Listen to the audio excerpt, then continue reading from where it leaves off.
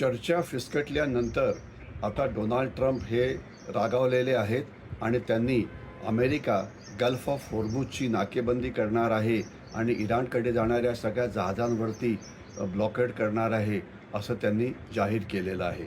आणि त्याला इराणने पण प्रत्युत्तर दिलेलं आहे. ते म्हणतात अशा प्रकारची कारवाई जर अमेरिकेने केली तर अमेरिकेच्या जहाजांवरती इराण हे हल्ले करेल. तर या सगळ्या परिस्थितीचं आपण विश्लेषण कसं करतो? आता डोनाल्ड ट्रम्प म्हणतात की आम्ही गल्फ ऑफ होर्मुझ पकडू. त्यांना नेमकं करायचं काय आहे? तर जी जहाजं जात आहेत इराणकडे त्यांच्यावरती बंदी लावली जाईल आणि ते कुठल्याही देशाचं जहाज असो त्यांना थांबवलं जाईल. आणि ही जी बंदी आहे, हे जे नेव्हल ब्लॉकेड आहे, हे गल्फ ऑफ होर्मुझ पुरतंच मर्यादित नाही. आपण जर बघितलं तर इराणला गल्फ ऑफ होर्मुझ सोडून अजून लांबलचक असा समुद्र किनारा आहे. तर या सगळ्या समुद्र किनाऱ्याचं ब्लॉकेड हे अमेरिकन नेव्ही करेल अशी ही बातमी आहे.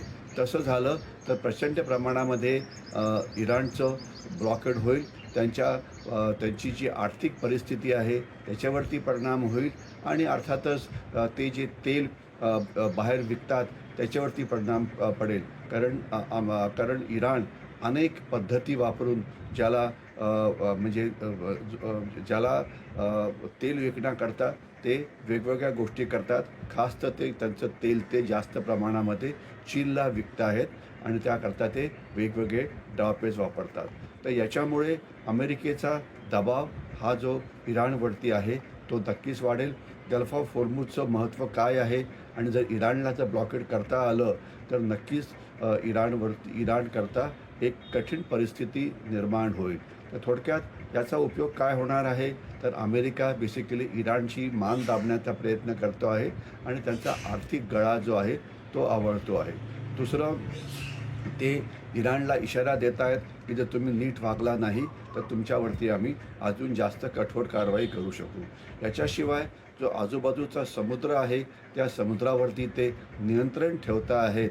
तर त्याच्यामुळे इराणला काहीही करता येणार नाही, कारण इराणकडे फारशी मोठी अशी नेव्ही नाही.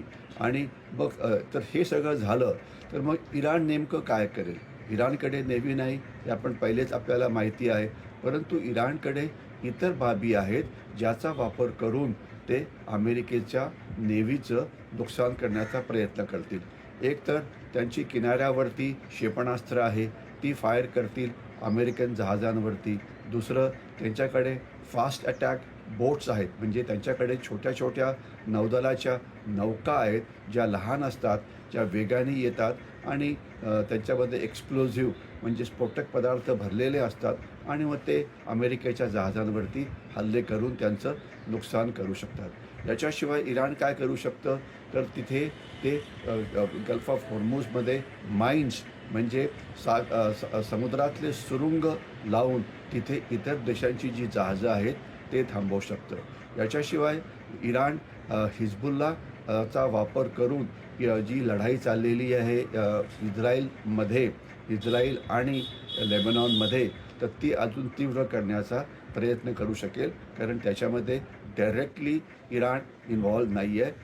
त्याची कारवाई जी आहे ती हिजबुल्ला करतायत. आणि याच्याशिवाय जे हुती नावाचा जो गट आहे त्याचा वापर करेल.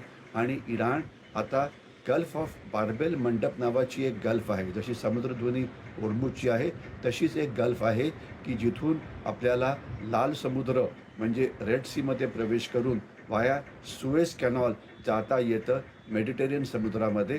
ते बंद करायचा प्रयत्न करेल. तसं झालं तर जगाच्या अर्थव्यवस्थेवरती खूप मोठा हा परिणाम होईल. म्हणजे होईल काय? सुरुवातीला इराणचे हल्ले मिसाईल्स आणि ड्रोन्सच्या मदतीने, नंतर मग मर्यादित नाकेबंदी, मग त्याच्यानंतर ड्रोन्सच्या मिसाईल्सचे हल्ले आणि त्याच्यानंतर एक फुल स्केल वॉर. तर अशा प्रकारे ही कारवाई होऊ शकते.